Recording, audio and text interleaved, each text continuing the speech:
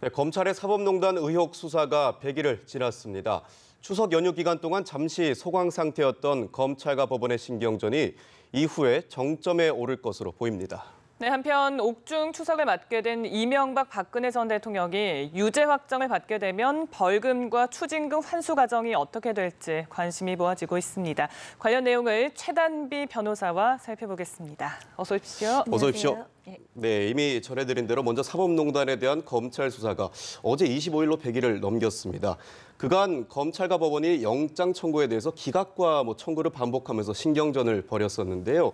그런데 이게 추석 연휴 기간이 지나고 나서 이 갈등이 더욱 고조될 것이라는 관측이 나오고 있는데 어떻게 보십니까? 예, 맞습니다. 그동안 이 검찰의 수사가 거의 100일 정도가 됐습니다. 그럼에도 불구하고 지금 구속된 사람이 한 명도 없어요. 그 이유는 압수수색 영장이 계속해서 기각이 되고 있었고 또 유해용 전 법관이죠. 유해용 변호사의 그 문건 유출과 파기 증거인멸에 있었음에도 불구하고 첫 구속영장이 기각됐습니다. 물론 증거인멸에 대해서 법원은 증거인멸이 아니라고 판단을 했습니다. 네. 이런 여러 가지 것들 때문에 그동안의 검찰 수사가 지연되고 있는 것이 아니냐 이러한 이제 우려들이 나왔습니다만 그렇지 않고 추석에 지나서 이 검찰의 수사가 본격화될 것이다 이런 전망이 나오고 있어요. 그 이유는 뭐냐 하면 유해용 변호사의 영장이 재청구될 것을 포함을 해서 이 소위 윗선이라고 하죠. 임종원 전 법원행정처 차장과 또 박병대 전 법원행정처장에 대해서 향후에 조사가 예정되어 있다 이렇게 알려져 있고요. 사실 이전에 조사를 받았던 이규진 상임위원이라든지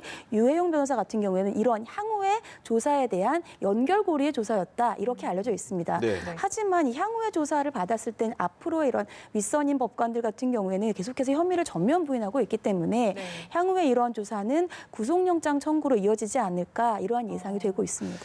우선 말씀해 주신 것처럼 유해용 전 연구관의 구속영장이 기각되면서 판결과 관련한 논란이 일고 있는데 우선 향후에 검찰이 영장을 재청구할지 여부는 좀 지켜봐야겠지만 추가적인 어떤 증거를 인멸할 가능성에 대한 우려도 계속해서 나오고 있지 않습니까? 그렇죠. 이 유해용 변호사의 증거인멸 우려뿐만이 아니고 사법농단에 관련된 전체적인 수사와 관련된 것이라고 볼 수 있겠는데요. 예. 이 유해용 변호사 같은 경우에는 3차례 정도 압수수색 영장을 청구를 당했습니다만 기각이 됐습니다. 두 번째 압수수색 영장이 청구되고 기각이 됐을 때 유해용 변호사가 대법원의 기밀 자료를 내가 보존하겠다 이렇게 검찰에 확약을 했어요. 이런데 확약을 함에도 불구하고 증거를 인멸했다라고 검찰은 보고 있고요. 하지만 여기에 대해서 법원은 그것 자체가 범죄 혐의가 있는 것이 아니기 때문에 범죄가 구성되지 않기 때문에 증거인멸이라고 볼 수 없다라고 해서 또 구속영장을 기각할 때 이유를 설명했거든요. 그러니까 하나의 사실관계를 놓고도 법원과 검찰이 다르게 보는 것이죠. 예. 하지만 검찰 입장에서는 이러한 사법농단의 수사를 함에 있어서 중요한 자료들이 계속해서 압수수색 영장이 기각됨으로써 인멸이 될 우려가 있다라고 지금 걱정을 하고 있는 것이고요. 여기에 더해서 예를 들자면 검찰 수사가 시작됐더니 관련되어 있는 법관들이 차명폰을 만들었다. 아니면 기존 휴대전화를 파기했다. 이러한 얘기들이 나오면서 향후에도 이러한 증거인멸로 우려가 되는 행위들이 계속되지 않을까라는 지적이 있습니다. 네. 네, 상황이 이렇다 보니 이 사법부에 대한 불신이 커지고 있는데요. 이렇다 보니 특별재판부를 만들어서 이제 특별재판부 도입의 필요성이 제기되고 있는데 저희가 특별검사 제도는 이제 좀 익숙합니다만은 특별재판부는 또 무엇인지 그 가능성, 설치 가능성은 얼마나 되는지 좀 알려주시죠. 이 특별검사 같은 경우에는 검찰이 수사를 제대로 하는지를 믿기 어렵기 때문에 특별검사를 하는 거잖아요. 특별재판부도 마찬가지입니다. 이번에 사법농단과 같은 수사가 계속해서 영장이 계속해서 기각되고 검찰과 법원 간에 이러한 갈등이 고조되니까 믿을 수 있는 제3의 재판부를 만들자는 거죠. 이게 특별재판부고요. 사법농단 수사와 관련해서 예를 들자면 영장에 관한 별도의 특별재판 영장 전담 법관을 만들겠다. 또 기소가 되면은 의혹과 관련 없는 3명의 법관을 해서 특별재판부를 만들겠다는 것이에요.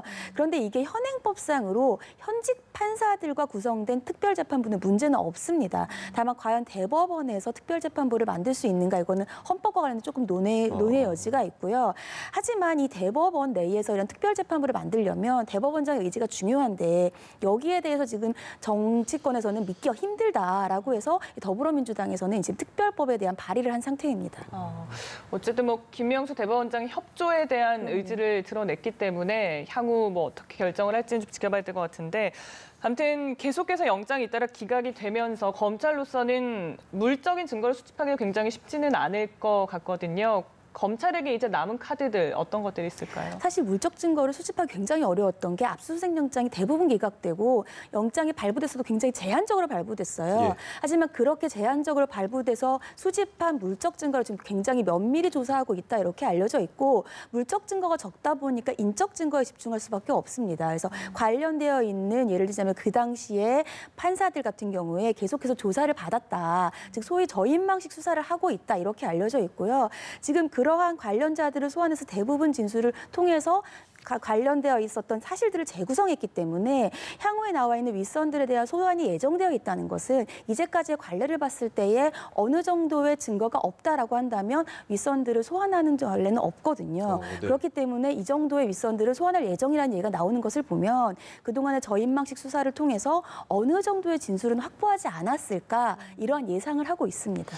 그러면 앞으로 이제 물적 증거보다는 인적 그런 증거들이 향후 뭐 재판이라든지 그런 결과에 어떤 영향을 미칠 거라고 보시나요? 물적 증거가 사실은 인적 증거보다는 더욱더 증거의 신빙성이 높은데요. 네. 인적 증거밖에 없는 상태에서는 진술의 신빙성을 가능한 많이 부여해야겠고요. 사실은 물적 증거가 아예 없는 건 아닙니다. 왜냐하면 관련되어서 협조한 사람들이 임의로 제출을 할 수가 있기 때문에 예를 들면 차명폰 같은 경우에는 지금 임의로 제출을 받았다라는 언론 보도들이 나오고 있거든요. 그러니 향후에 물적 증거 수집의 가능성도 전혀 배제할 수는 없습니다. 네. 알겠습니다. 이제 다음 주제로 넘어가 보겠습니다. 지금 전직 대통령 두 분입니다. 이제 이명박, 박근혜 전 대통령이 재판을 받고 있는데요. 이 유죄가 확정되면은 부당하게 얻은 수익에 대해서는 환수 조치가 들어가게 될 텐데 이명박 전 대통령, 박근혜 전 대통령 또 비선 실세 최순실 씨 이들의 벌금과 추징금이 얼마나 될지 한번 살펴볼까요? 벌금과 추징금에서 정말 어마어마합니다. 박근혜 전 대통령 같은 경우는 1심에서는 벌금액이 180억이었어요. 네. 근데 2심에서는 200억으로 벌금 액수가 더 높아졌죠. 그 예. 이유는 뭐 삼성 등의 대기업으로부터 받은 뇌물 액수가 1심에서는 72억이 인정됐는데 2심에서는 86억으로 인정 액수가 늘어나면서 지금 벌금 액수가 늘어난 것이에요. 최순실 씨 같은 경우는 2심에서 벌금 200억에 추징금 70억을 받았습니다. 그런데 박근혜 전 대통령과 최순실 씨는 거의 같은 혐의인데 네. 박 전 대통령에게는 추징금이 없고 최순실 씨에게만 있죠. 그 이유는 추징금 같은 경우에는 범죄로 얻은 이익을 다시 토해내라는 거예요. 그렇기 때문에 실질적인 이익이 최순실 씨에게 있다라고 법원이 본 것이고요. 이명박 전 대통령 같은 경우에는 아직 선고는 나지 않았습니다. 그래서 구형의 액수를 보면 벌금은 150억 그리고 추징금은 111억 원을 구형받았습니다. 네, 액수가 상당하기 때문에 어쨌든 뭐 재산 규모를 밝혀내야 될 텐데 지금 검찰이 이명박 전 대통령이나 최순실 씨의 해외 은닉 재산을 찾기 위한 전담 조사반을 신설을 했습니다. 앞으로 어떻게 찾아내는 건지 그 과정을 좀 듣고 싶은데요. 네, 지난 6월에 해외 불법 재산 환수 합동 조사단이 출범을 했죠. 이 네. 조사단 같은 경우에는 역외 탈세 아니면 외국의 페이퍼 컴퍼니 설치해서 재산을 빼돌리는 행위들을 이제 집중적으로 조사를 하겠다는 것인데 어떠한 방법을 통할 것인가? 각각 기관 간의 긴밀한 협조를 한다는 것입니다. 그래서 각 기관들이 다 국제적인 네트워크들을 가지고 있는데 네. 이 국제적인 네트워크를 통해서 해외의 정보를 활용을 하겠다는 것이죠. 거기에다 국제자금 세탁 방지 기구가 있는데요. 이 기구와도 긴밀하게 협조를 해서 향후 조사를 할 예정이다라고 하고요. 이 조사단의 첫 번째 환수의 과제가 아마도 이명박 전 대통령과 최순실 씨의 해외 은닉 재산 환수가 되지 않을까 이러한 예상이 나오고 있습니다.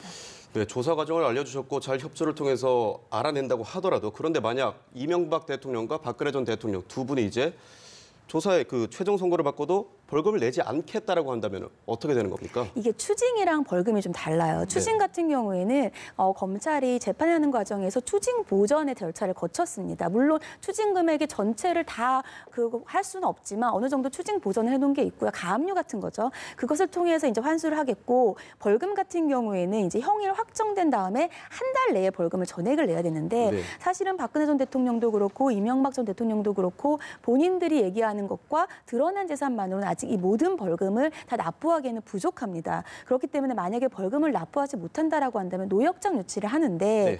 노역장 유치 같은 경우에는 최대 3년이에요. 그래서 이제까지 우리가 많이 들어본 황제 노역이라는 얘기가 나오는 거죠. 네. 벌금 액수가 많을수록.